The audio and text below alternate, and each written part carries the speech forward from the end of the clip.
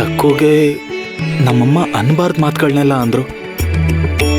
ಪಾಪ ಸಕ್ಕು. ಆದ್ರೆ ನನ್ನ ಪಾಂಡುರಂಗ ಇಲ್ಲದೆ ನಾನು ಒಳಗೆ ಹೇಗೆ ಬರಲಿ? ಅವನು ನನ್ನ ಪ್ರಾಣ. ಸಕ್ಕು ಒಬ್ಬತ್ತು ತುಂಬಾ ಹಠಮಾರಿ ತನ್ನಿಂದ ನಡ್ಕೊಂಡ್ಲು.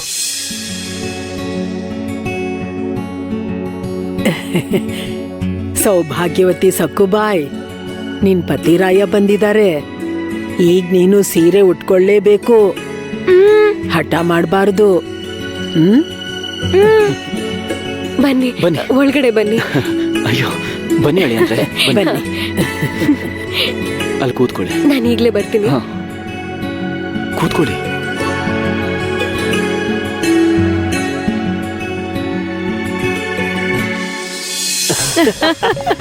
ಇಲ್ಲೋಡು ವತ್ಸಲ, ಇವತ್ತು ಮನೋರ ಮಾತಿಗೆ ಸರಿಯಾಗಿ ಅವಮಾನ ಆಯ್ತು. ಹೌದು ಅಂದ್ರೆ ನಾವು ಕಾಣಿಸ್ಕೊಂಡ್ರೆ ಸಾಕು ಅವಳು ಹುಲಿ ಹಾಗೆ ಗರ್ಜಿಸ್ತಿದ್ಲು ಅಲ್ವಾ? ಇವತ್ತು ಬಾಬಾ ಮುಂದೆ ಬೆಕ್ಕಿನ ಹಾಗೆ ಬದ್ಲಾಗ್ಬಿಟ್ಲು. ಭಯದಲ್ಲಿ ಗಡಗಡ ಅಂತ ನಡುಕ್ತಿದ್ಲು. ಅವಳೇನ್ ಮಾಡಿದ್ಲು? ಬಗ್ಗಿ ಬಗ್ಗಿ ನಮಸ್ಕಾರ ಮಾಡ್ತಿದ್ಲು. ಆ ದೃಶ್ಯ ನೋಡಿ ನನಗೆ ತುಂಬಾ ಸಂತೋಷ ಆಯ್ತು. ನೀನ್ ನೋಡ್ತಾ ಇರೋ ವತ್ಸ, ಸ್ವಲ್ಪ ದಿನಗಳ ಕಾಲ ಅವಳನ್ನ ಮೇಲೆ ಕೂಗಾಡಲ್ಲ. ಇಲ್ಲ ರೀ, ನಮ್ಗಂತ ಅದೃಷ್ಟ ಇದೆಯಾ? ಏಯ್, ಯಾಕೆ ಹಾಗಂತಿದ್ಯೆ? ಯಾರ ಬಗ್ಗೆ ಮಾತಾಡ್ತಿದ್ದೀರಾ? ಅದಕ್ಕೆ ಅಡಿಗೆ ಮನೆಯಲ್ಲಿ ನನ್ನ ಬಗ್ಗೆ ಮಾತಾಡ್ಕೋಬೇಕಾದ್ರೆ ರಹಸ್ಯವಾಗಿ ಮಾತಾಡ್ಕೊಳ್ಳಿ. ತುಂಬಾ ಅಸಹ್ಯ ಆಗ್ತಿದೆ. ಮೊನ್ನೆ ಕೂಡ ನೀವಿಬ್ರು ನನ್ನ ಬಗ್ಗೆ ಮಾತಾಡ್ಕೋಬೇಕಾದ್ರೆ ನಿಮ್ಮ ಮೇಲೆ ಲೋಟ ಎಸ್ದಿದ್ದು ನಾನೇ.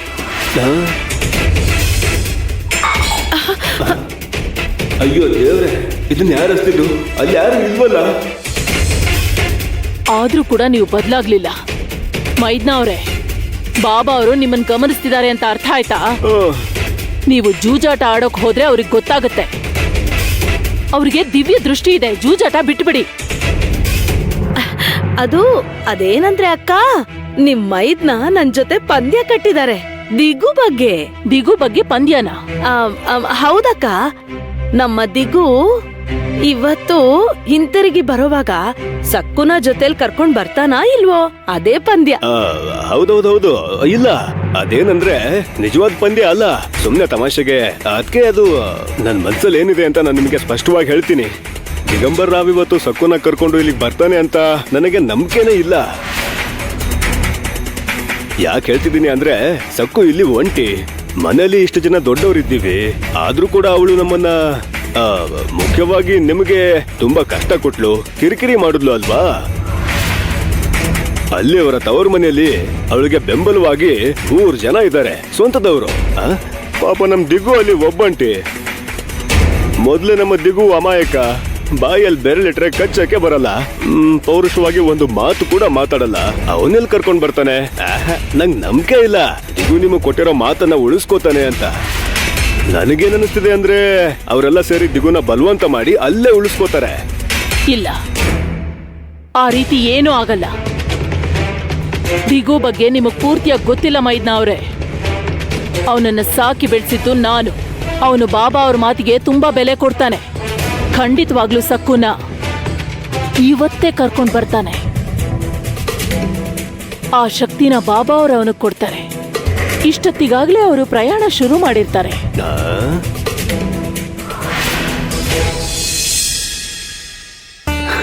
ಅಳಿ ಅಂದ್ರೆ ನಮ್ಗೆ ಕೈಕಾಲು ಆಡ್ತಿಲ್ಲ. ನಿಜ ಹೇಳ್ಬೇಕಂದ್ರೆ ನೀವು ಬಂದಿದ್ದಕ್ಕೆ ನಮ್ಗೆ ತುಂಬಾ ಸಂತೋಷ ಆಗಿದೆ. ಮಾತಲ್ಲಿ ಹೇಳಕ್ ಆಗದೆ ಎಷ್ಟು ಸಂತೋಷ ಆಗ್ತಿದೆ. ನಮ್ಗೆ ಅತಿಥಿ ಸತ್ಕಾರ ಮಾಡೋ ಭಾಗ್ಯನ ಕಲ್ಪಿಸ್ಕೊಟ್ಟಿದ್ದೀರಾ. ಹೌದು, ತುಂಬಾ ಸಂತೋಷ ಆಯ್ತು ಅಳಿ ಅಂದ್ರೆ. ಅದು ವಿಷಯ ಏನು ಅಂದ್ರೆ, ನಾನು ಹೇಳೋದನ್ನ ಗಮನ ಕೊಟ್ಟು ಕೇಳಿಸ್ಕೊಳ್ಳಿ. ಅಂದ್ರೆ ನಾನೀಗ ಇಲ್ಲಿ ಉಳ್ಕೊಳ್ಳೋದಕ್ಕೋಸ್ಕರ ಬಂದಿಲ್ಲ. ತಕ್ಷಣ ವಾಪಸ್ ಹೊರಡಬೇಕು.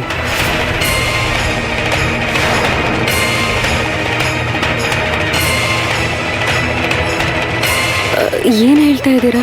ಸಕ್ಕುನ ಕರ್ಕೊಂಡು ಹೋಗೋದಕ್ಕೆ ಬಂದೆ.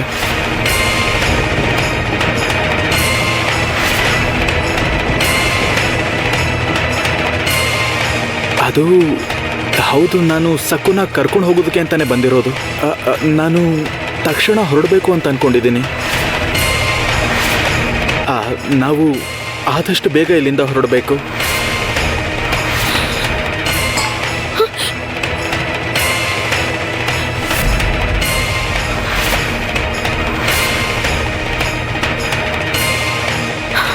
ಹಂಗಂದ್ರೆ ನಮ್ಮಿಂದ ಏನಾದರೂ ತಪ್ಪಾಯ್ತಾ? ನಮ್ ಸಕ್ಕು ಅಲ್ಲೇನಾದ್ರೂ ತಪ್ಪು ಮಾಡಿದ್ಲಾ? ನಾವು ಇಲ್ಲಿಗೆ ಬಂದು 2 ಗಂಟೆ ಕೂಡ ಆಗಿಲ್ಲ. ಈಗ ತಾನೇ ಬಂದ್ವಿ.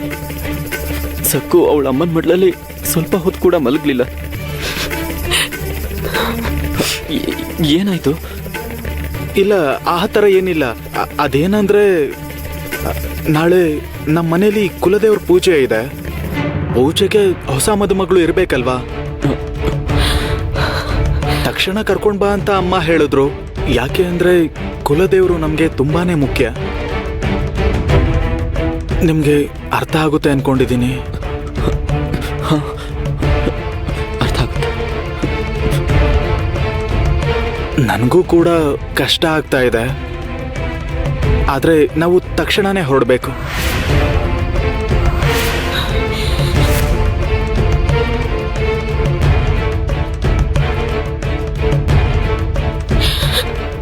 ಇವರೆಲ್ಲರೂ ತುಂಬಾ ದುಃಖ ಪಡ್ತಾ ಇದ್ದಾರೆ. ಒಂದು ಕ್ಷಣದ ಮುಂಚೆ ನನ್ನ ನೋಡಿ ಎಷ್ಟು ಖುಷಿ ಪಟ್ಟಿದ್ರು. ಇವರೆಲ್ಲರದು ತುಂಬಾನೇ ನಿರ್ಮಲವಾದ ಮನಸ್ಸು.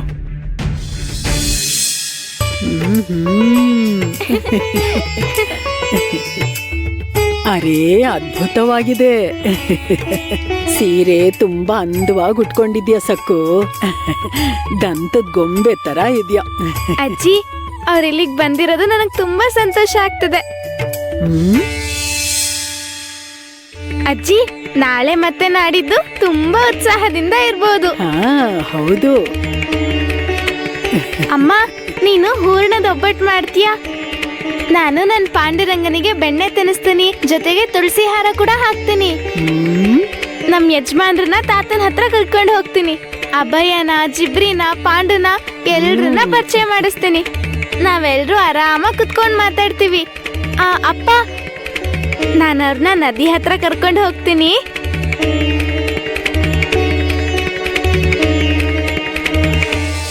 ಶಿವಪ್ಪ, ಏನಾಯ್ತು?